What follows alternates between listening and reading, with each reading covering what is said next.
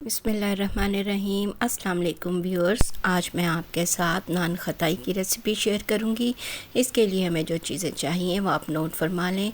हमने मैदा लेना है 2 कप, पिसी हुई चीनी 1 कप, बादाम आधा कप, देसी घी 1 कप, बेसन लेना हमने 2 बड़े चम्मच, बेकिंग सोडा आधा चाय का चम्मच और उसकी कोटिंग के लिए 1 अंडे की जर्दी। सबसे पहले हम पैन में बादाम डालेंगे और उनको ड्राई रोस्ट कर लेंगे।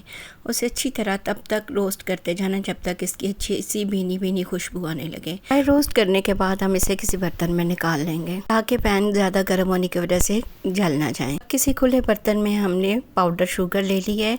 मैंने इसको ग्राइंड करते हुए इसके अंदर 3 से 4 इलायचियाँ शामिल की थी ताकि वो भी इसके साथ ही उसका पाउडर हो जाए।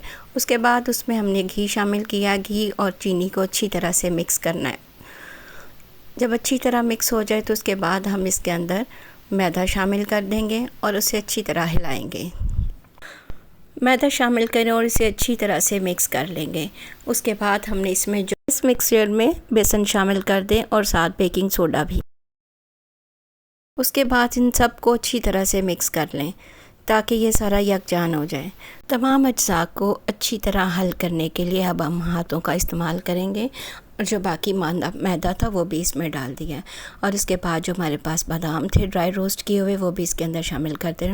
तमाम अज्जा को अच्छी तरह से मसलते हुए यकजान कर लें ताकि उसमें कोई भी जो लम्स वगैरह ना रह जाए। डो को अपने हाथ में लेके बाइंडिंग चेक कर लें।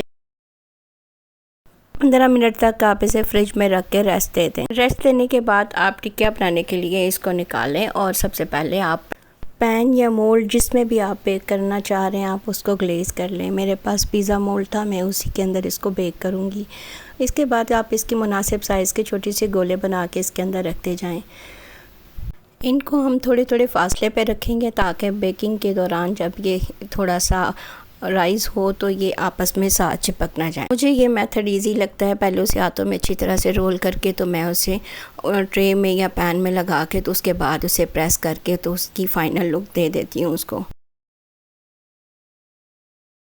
शेप दे के तो साथ साथ इसको रखती जा रही हूँ और ये देखें अब मैंने हाथों की मदद अपनी हथेली की मदद से इसको प्रेस कर लिया और अंडे की जर्दी जो थी वो ब्रश की मदद से हमने इसके ऊपर कोट कर ली है। मेरे पास चूँकि मोल्ड बड़ा था तो एक टाइम में मेरी जो है वो 8 खताइयाँ एक टाइम में तैयार हो जाएंगी। कोटिंग के लिए आप मिल्क पाउडर भी यूज़ कर सकते हैं, उसके अंदर थोड़ा सा पानी डाल के।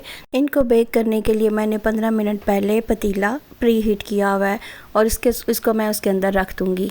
तकरीबन 15 से 20 मिनट तक हल्की आंच पे हम इसको पकाएंगे। 20 मिनट गुजर गए हैं और अब हम अपनी खताइयाँ जो हैं वो निकालेंगे क्योंकि हमारी खताइयाँ बिल्कुल तैयार हो चुकी हैं। देखें इनका ऊपर कितना खूबसूरत और प्यारा कलर आया है।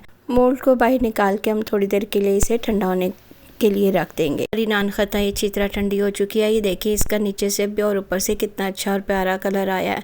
हमारी खस्ता सी नान खताइयाँ तैयार हैं। भी इसे ट्राई कीजिएगा और मुझे अपने कमेंट सेक्शन में अपनी राय से आगाह कीजिएगा। मेरे चैनल को सब्सक्राइब करें, लाइक करें और शेयर करें। Thank you for watching.